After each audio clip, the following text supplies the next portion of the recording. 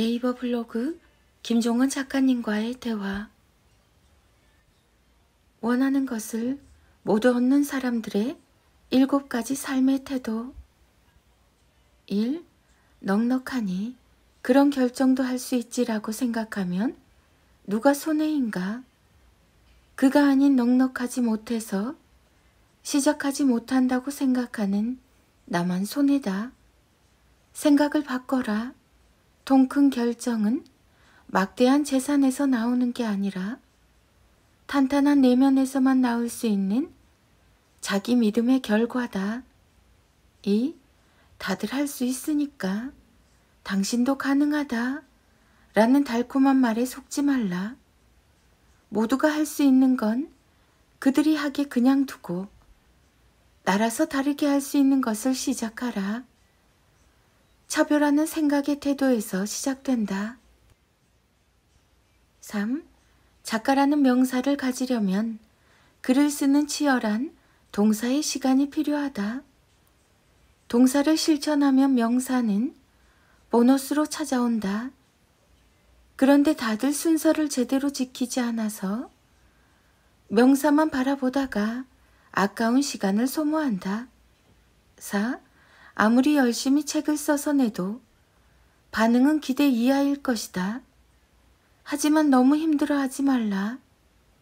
이미 당신은 쓰는 동안 급격한 성장이라는 선물을 받았으니까 결과만 보면 판단하지 말라.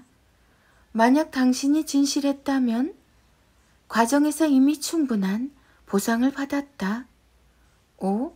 평범하다라는 말은 잊어라.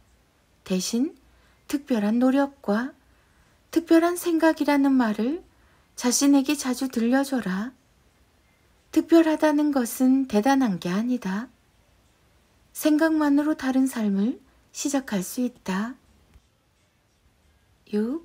모든 사람의 인생은 지긋지긋한 일의 반복으로 이루어져 있다. 하지만 누군가는 이 반복이 힘이 될 거라고 생각하고 다른 누군가는 즐거운 것만 찾아서 다닌다. 결과는 당신이 지금 짐작한 것과 같다. 향기로운 결과의 과정은 언제나 지긋지긋하기 마련이다. 7. 현재 자신이 반복한 것이 결국 미래의 자신을 만든다. 지금 미래에 대한 고민만 하고 있다면 미래에도 당신은 같은 고민만 하고 있을 것이다.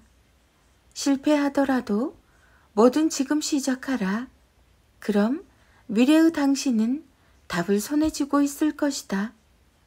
포기하고 싶을 때 다시 시작하라. 주저앉고 싶을 때 달려라. 죽고 싶을 때 더 삶을 갈망하라. 삶이 주는 고통에 굴복하지 않으면 원하는 것을 모두 얻게 될 것이다. 요즘 내 카카오톡 상태 메시지는 이것이다. 정말 죽도록 바쁩니다.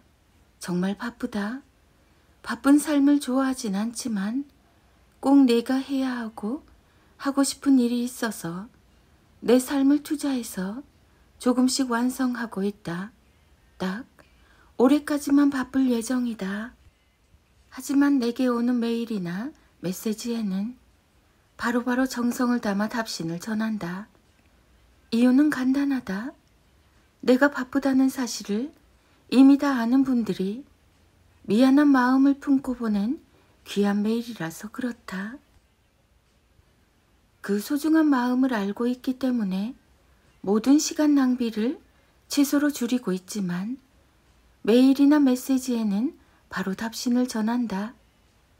혹시 밀려서 깜빡 잊고 답신을 하지 못하게 되면 그건 소중한 마음을 주신 분들께 너무나 미안한 일이기 때문에 주신 메일과 메시지를 반복해서 읽고 최대한 진실한 마음을 담아 답신을 전하고 있다. 많이 부족한 사람이라서 답신을 전할 때마다 정성을 덜 담은 건 아닐까 걱정도 하는 게 사실이다. 그래서 늘 스스로 나 자신에게 최선을 다해야 한다고 말한다. 최선을 다해야 겨우겨우 그래 진심을 담을 수 있으니까. 김종원 작가님의 카카오 채널 하루 10분 인문학 수업.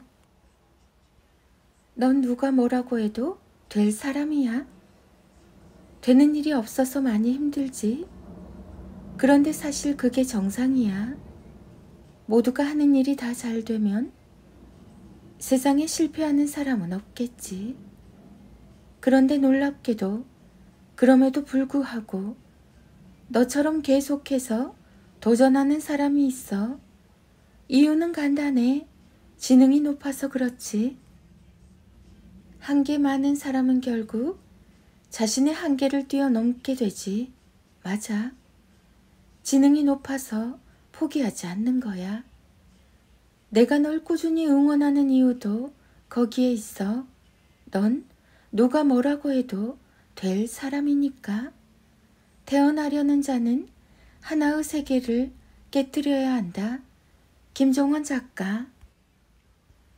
사춘기 아이가 미치도록 싫고 짜증이 날 때 읽고 필사하면 평정심을 찾게 되는 글. 1.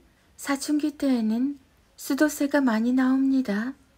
화장실에 머무는 시간이 매우 길어져서 그렇죠. 노래를 부르며 샤워를 하거나 거울을 오랫동안 바라보거나 혼자만의 시간을 즐깁니다. 물을 틀어놓고 말이죠. 너무 화내지 마시고 아이가 자신을 관찰하는 시간을 보낸다고 생각하며 웃어 넘기는 게 좋습니다. 2. 방에 들어가면 쉽게 나오지 않습니다. 게다가 어릴 땐 안 그러더니 갑자기 짜증이 섞인 징징대는 말투를 써서 스트레스를 받는 일이 자주 생깁니다. 그럴 땐 나도 괴롭지만 너도 참 괴롭겠다고 생각하세요? 나니까 참지. 누가 널 참아주겠니? 이렇게 생각하셔도 좋습니다. 3. 늘 아이에게 옳은 것만 가르치고 싶지만 때로는 그런 마음에서 벗어나 아이 말이 옳다고 맞장구를 쳐주는 것도 좋습니다. 너무 옳은 것만 가르치려고 하면 부모가 먼저 지칩니다. 아이의 편을 들어주며 같은 편에 서는 것도 흔들리는 서로의 마음의 안정을 위해 필요합니다. 때론 옳은 게 아니라 좋은 것을 선택하세요. 4. 아이의 모든 게 갑자기 느려집니다. 양말과 신발을 신을 때도 양치질을 할 때도 느릿느릿 나무늘보처럼 아주 천천히 움직이죠. 가끔 보면 신선처럼 느껴집니다. 지각을 할 것 같아 부모 마음은 애가 타는데 아이는 점점 더 느려집니다. 그럴 땐 아이가 느리게 사는 법을 배우고 있다고 생각해 주세요. 언제 또 그렇게 살아보겠어요. 5. 매사에 부정적입니다. 그냥 다 싫다고 말하죠. 학교에 가기 싫고 선생님도 싫고 공부도 왜 해야 하냐고 화를 냅니다. 처음에는 참고 대화를 시도하지만 결국 나도 속에서 열불이 올라와 짜증이 나죠. 이럴 때는 나라도 긍정적으로 생각하자 라고 생각하시며 스스로에게 좋은 에너지를 주세요. 6. 무슨 말만 하면 화를 내면서 신경 꺼 내가 알아서 할 거야 라고 답하지만 아무리 시간이 지나도 스스로 하는 건 없습니다. 대답하지 않는 입술과 초점 없는 눈빛을 보면 이젠 보기만 해도 두렵죠. 그럴 때는 대답이라도 해줘서 고맙다. 그게 어디냐라고 생각하시면 마음이 차분해집니다. 7. 사춘기 시절에는 왕자병이나 공주병에 걸린 사람처럼 근자감이 발달합니다. 나 왜 이렇게 잘해? 나 왜 이렇게 예뻐? 하지만 갑자기 돌변해서 나 왜 이렇게 못생겼어? 나 왜 이렇게 못해? 라며 자신감을 잃기도 합니다.